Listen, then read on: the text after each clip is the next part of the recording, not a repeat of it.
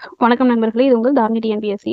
So இன்னைக்கு இந்த video எதை பற்றி அப்படின்னா, பகத்சிங் இருக்காங்க இல்லையா, ஸோ அவங்கள பற்றி ஒரு முழுமையான தகவலை தான் இன்னைக்கு இந்த வீடியோவில் பார்க்க போகிறோம். ஸோ இதே மாதிரியான இம்பார்ட்டண்டான வீடியோவுக்கு மறக்காம நம்மளுடைய சேனலை சப்ஸ்கிரைப் பண்ணிக்கோங்க, லைக் பண்ணுங்க, ஷேர் பண்ணுங்க. இப்போ வீடியோக்குள்ளே போகலாம் வாங்க. பகத்சிங் அப்படின்னு பார்த்தோம் அப்படின்னா அவர் என்னைக்கு பிறந்திருக்கிறாரு? 1907 செப்டம்பர் 28 அன்று பிறந்திருக்கிறார். எங்க பிறந்திருக்கிறார் அப்படின்னா, பாகிஸ்தான்ல இருக்கிற லயால்பூர். எங்க பிறந்திருக்காங்க? இது வந்து ப்ரீவியஸ்லாம் கேட்டிருக்காங்க. ஸோ பாகிஸ்தான்ல இருக்கிற லயால்பூர் அப்படிங்கிற இடத்துல பிறந்திருக்காங்க. பெற்றோர் அப்படின்னு பார்த்தோம்னா சர்தார் கிஷன் சிங் மற்றும் வித்யாவதி. சர்தார் கிஷன் சிங் மற்றும் வித்யாவதி அப்படின்னு அழைக்கப்படுறாங்க. இவருடைய சிறப்பு பெயர்கள்லாம் நிறைய இருக்கு. ஷாஹித் இ ஹசாம், ரஞ்சித், பல்வந்த் மற்றும் வித்ரோஹி அப்படின்னு சிறப்பு பெயர்களும் பகத்சிங் அவர்களுக்கு இருக்கு. இவருடைய குடும்பமே, பகத்சிங்குடைய குடும்பமே பார்த்தோம் அப்படின்னா ஒரு சுதந்திர போராட்ட குடும்பமா தான் இருந்திருக்கு. இவருடைய சித்தப்பா இருக்கார் இல்லையா, அர்ஜுன் சிங், அவர்லாம் ஒரு தீவிரமான போராட்ட வீரராக இருந்திருக்கிறாரு.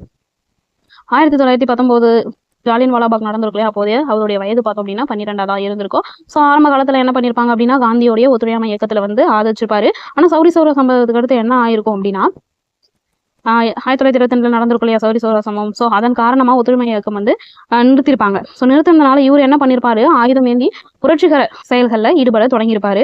ஸோ திருமண பேச்சை தவிர்க்கிறதுக்காக என்ன பண்ணிருப்பாரு அப்படின்னா, தன்னுடைய வீட்டை விட்டு வெளியேறி எங்க போயிருப்பாரு அப்படின்னா, லாகூருக்கு போயிருப்பாரு. ஸோ பஞ்சாப் துயரம் இருக்கு இல்லையா, அதாவது ஜாலியன் வாலாபாக் படுகொலை இருக்கு இல்லையா, அதான் பஞ்சாபுடைய துயரம் அப்படின்னு சொல்லுவாங்க. அது சம்பந்தமா 1923 என்ன பண்றாரு, கட்டுரைகள்லாம் எழுதி வெளியிட்டிருக்காரு.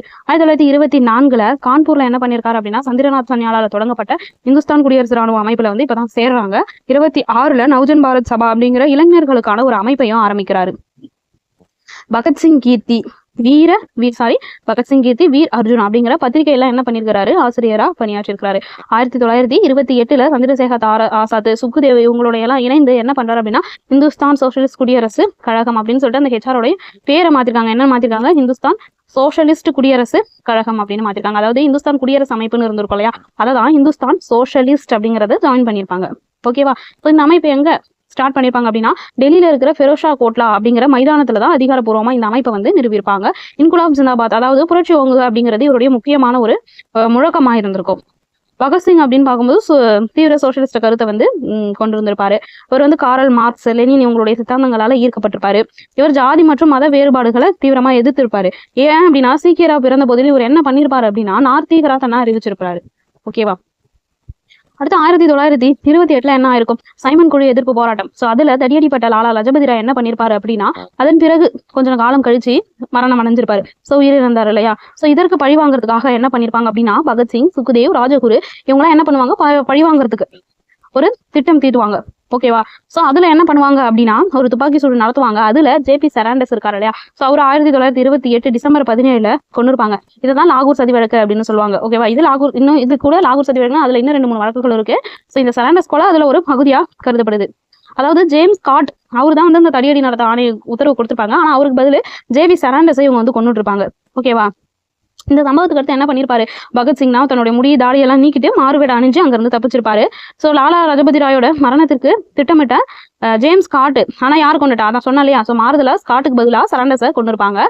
ஸோ சரண்டஸை கொன்ற பிறகு என்ன பண்ணிருப்பாங்க அப்படின்னா, லாகூர்ல இருக்கிற சுவர்கள்ல சரண்டஸ் இறந்துட்டாரு, லாலா லஜபதி ராயோட மரணத்திற்கு பழிவாங்கப்பட்டது அப்படின்னு சொல்லிட்டு எழுதி வச்சிருப்பாங்க. சுவரொட்டிகள் அதான் ஒட்டியிருப்பாங்க. ஸோ இந்த சம்பவம் என்ன பண்ணிருக்கோம், நாடு ஃபுல்லாவே இளைஞர்கள் கிட்ட ஒரு மிகப்பெரிய தாக்கத்தை ஏற்படுத்தியிருக்கும். ஓகேவா. சோ இதன் மூலம் தான் என்ன ஆயிருக்கும், இவங்களுடைய இந்துஸ்தான் சோசியலிஸ்ட் குடியரசு ராணுவம் அந்த அமைப்பு வந்து பிரபலமா ஆயிருக்கும். ஸோ பிரிட்டிஷ் அரசு வந்து புரட்சிகளை என்ன பண்ணும், இந்த மாதிரிலாம் பண்றாங்கன்னு சொல்லிட்டு கடுமையா என்ன பண்றாங்க, அவங்க எல்லாம் வந்து தேட வந்து ஸ்டார்ட் பண்ணிருப்பாங்க. இதற்கிடையில 1929 ஏப்ரல் 8 அன்னைக்கு என்ன பண்ணிருப்பாங்க, பகத்சிங்கும் படுகேஷ்கர் தத்தோ என்ன பண்ணிருப்பாங்க, டெல்லி மத்திய சட்டமன்றத்துல குண்டு வீசியிருப்பாங்க. ஓகேவா. இவங்க யாரையும் கொல்ற நோக்கத்துல குண்டு வீசியிருக்க மாட்டாங்க.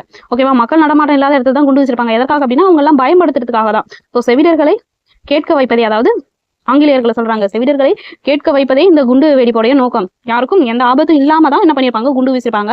அதுக்கப்புறம் என்ன பண்ணிருப்பாங்க, குண்டு வீசித்த பிறகு தப்பிக்காம இவங்களே என்ன ஆயிருப்பாங்க, சரண்டர் ஆயிருப்பாங்க. ஓகேவா. சட்டத்தின் முன் ஒப்படைத்தன. சோ கைது செய்யப்பட்ட போது அவங்க என்ன பண்ணாங்க, இன்குலாப் ஜிந்தாபாத், ஏகாதிபத்திய மொழிகள் அப்படின்னு சொல்லிட்டு நிறைய முழக்கங்கள் இட்டிருப்பாங்க. சோ அவர்கள் அந்த இடத்துல புரட்சிகர குண்டுகளையும் பீரங்களையும் வீசின. ஓகே. பிரெஞ்சு அராஜகவாதியான அகஸ்டே வைலண்ட் அப்படிங்கிறவர் என்ன பண்ணிருக்காரு, பகத்சிங்கால ஈர்க்கப்பட்டிருக்காராம்.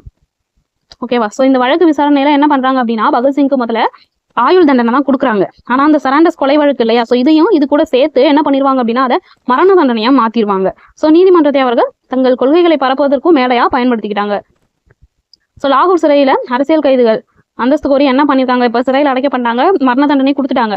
ஸோ உண்ணாவிரதம் போராட்டம்லாம் சிறையில் இருக்கும்போது நடத்தியிருக்காங்க. ஸோ இந்த உண்ணாவிரத போராட்டத்தில் தான் 63 நாட்கள் என்ன பண்ணியிருப்பாங்க, உண்ணாவிரதம் இருந்து ஜதீந்திரநாத் தாஸ் அப்படின்றவர் என்ன பண்ணியிருப்பாரு, சிறையிலே உயிர் நிறுத்திருப்பாரு. ஸோ சிறையில் இருந்தபோது 1930 நான் ஏன் நாத்திகன் ஆனேன் அப்படிங்கிற புத்தகத்தையும் பகத்சிங் அவர்கள் எழுதியிருப்பாரு. லாகூர் சிறையில் அவர்கள் எழுதிய கடிதம் எல்லாமே உலக புகழ் வந்தவையா கருதப்படுது. 1931 மார்ச் 24 அவர் என்ன பண்றாரு, தூக்கிலிட உத்தரவிடுறாங்க. ஆனா மக்கள் கிட்ட கிளர்ச்சி ஏற்படும், ஏதாவது ப்ராப்ளம் ஆகும்னு சொல்லிட்டு அவங்க என்ன பண்றாங்க, ஒரு நாள் முன்னாடியே 1931 மார்ச் 24 தான் தூக்கிலிட உத்தரவு வந்திருக்கு. ஆனா 23 அன்று நைட்டு என்ன பண்றாங்க, 7:33 மணிக்கு தூக்கிலிட்டுறாங்க. ஸோ பகத்சிங், ராஜகுரு, சுகுதேவ் இவங்க 3 பேரையுமே தூக்கிலிடுறாங்க. ஸோ தூக்கு மேடைக்கு செல்லும் போது அவங்க என்ன பண்றாங்களாம், மகிழ்ச்சியா பாடல் பாடிக்கிட்டே போயிட்டு போறாங்க. ஸோ பகத்சிங் தூக்கிலிட்டாங்களே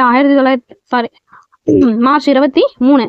ஸோ இதை என்ன பண்றாங்க, இந்திய அரசு தியாகிகள் தினமா அனுசரிக்கிறாங்க. என்ன பண்றாங்க, தியாகிகள் தினமா அனுசரிக்கிறாங்க. ஸோ நேரு என்ன பண்றாரு அப்படின்னா, பகுத்தறிவு துறையில இவருக்கு இணை இவரே அப்படின்னு சொல்லிட்டு இவரை புகழ்ந்திருக்கிறாரு. ராஜேந்திர பிரசாதும் நமக்கு கொடுக்கப்பட்ட பணியின் கருமமே கண்ணாக இருந்தவர் அப்படின்னு சொல்லிட்டு ராஜேந்திர பிரசாதும், பகுத்தறிவு துறையில இவருக்கு இணை இவரே அப்படின்னு ஜவஹர்லால் நேரு அவர்களும் குறிப்பிட்டிருக்காங்க. ஸோ பஞ்சாப் அரசு இவருடைய நினைவு தினமான அந்த மார்ச் 23 அன்னைக்கு என்ன பண்றாங்க, பஞ்சாப்ல அரசு விடுமுறை அளிக்கப்படுது. இவருடைய உடல் வந்து சட்லஜ் நதிக்கரையில இருக்கிற ஷூசைனிவாலாவில் என்ன பண்ணிருக்காங்க, ரகசியமா எரிச்சிருக்காங்க. ஓகேவா? ஸோ இதே மாதிரியான இம்பார்ட்டன்டான வீடியோஸ்க்கு என்ன பண்ணுங்க, மறக்காம நம்மளுடைய சேனலை சப்ஸ்கிரைப் பண்ணுங்க. ஸோ இதே மாதிரி இன்னொரு தலைப்புல உங்களை சந்திக்கிறேன். தேங்க்யூ.